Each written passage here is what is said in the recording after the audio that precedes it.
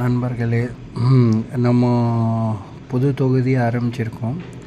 கார்த்திகை மாதம் இருக்கிறனால ஐயப்பனை பற்றி ஒரு சின்ன ஒரு குறிப்பு தெரிஞ்ச தகவல் சொல்கிறேன். ஐயப்ப மாலை போடுறதுல 3 விஷயம் முக்கியம். ஃபஸ்ட்டு மாலை போடுறது, அடுத்தது 41 நாள் விரதம் இருக்கிறது, 3வது நெய் அபிஷேகம் பண்ணுறது. இந்த 3 விஷயமும் ஐயப்ப சுவாமிகள் கடைபிடிக்கணும். ஐயப்பனை பற்றி சொல்லணும்னா, ஐயப்பர் சிவனும் விஷ்ணுவுக்கும் பிறந்த குழந்தை.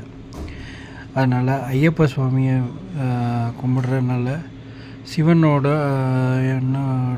வேறு விஷ்ணுவோட ஆசீர்வாதம் நம்மளுக்கு கிடைக்கிற மாதிரி. நன்றி, வணக்கம்.